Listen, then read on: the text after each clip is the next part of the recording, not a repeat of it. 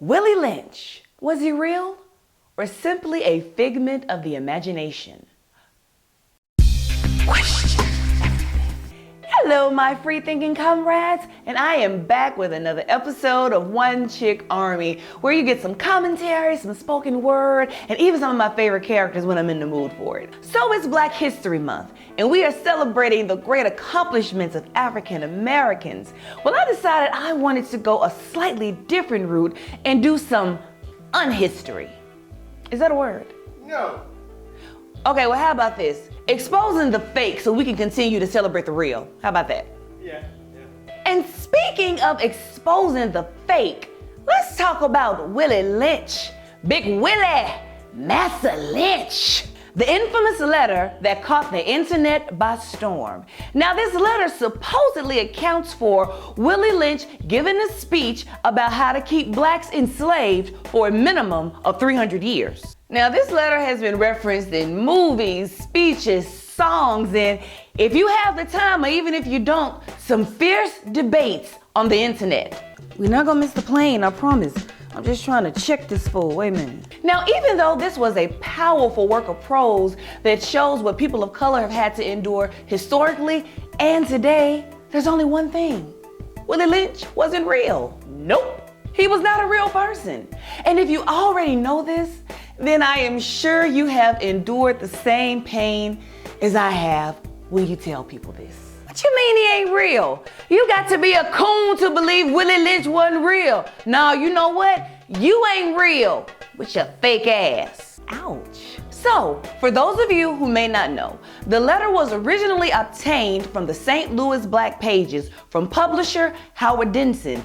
He at the time also confirmed that he could not locate the source of this letter. It was then added to the University of Missouri St. Louis's Gopher server in 1993 by librarian Ann Taylor. She too initially thought that the letter was real, but after closer examination, she decided to send it out to a few well-respected professors and found some interesting anachronisms and inconsistencies. One of the most obvious inconsistencies was the man himself, Willie Lynch, Big Willie. There was no record of him, at least not in 1712. A man named Willie Lynch was born years later, but that's not the Willie Lynch that gets all of the attention. Second red flag that this letter is probably an urban myth.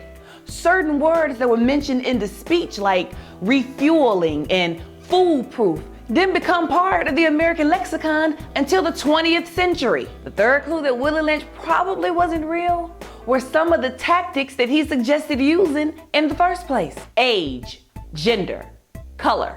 Yes, age, gender, color are huge dividers amongst people of color today. But according to Dr. William Pearson, the professor of history at Fisk University, his old versus young and dark versus light divisions would be most peculiar amongst 18th century African Americans in both the West Indies and Virginia, who did not have such color gradations as in our own time and who still maintained the near absolute African respect for age. In other words, during that time, disrespecting the elders was a no-no. And many people who read this document today assume that the way things are now was the way things were then. Plus, the biggest dividers amongst enslaved people during that time was not skin color, it was nationality. Last sign that the Willie Lynch letter might be a big old hoax. The librarian Ann Taylor, who put the letter up in the first place, kinda said so. On the University of Missouri St. Louis archive page, the letter is prefaced with this disclaimer. Provenance of the following text is unclear. This speech was purportedly given by a slave owner, William Lynch, on the bank of the James River in 1712. Analysts now suggest that the document was written in the mid to late 20th century. If you have information about the origins of the narrative, please see the contact information at the bottom of this page. Great scholars and legendary activists like Frederick Douglass, Booker T. Washington, and Phyllis Wheatley never mentioned anything about a man named Willie Lynch in any of their writings. You'd think they would have mentioned the man at least once.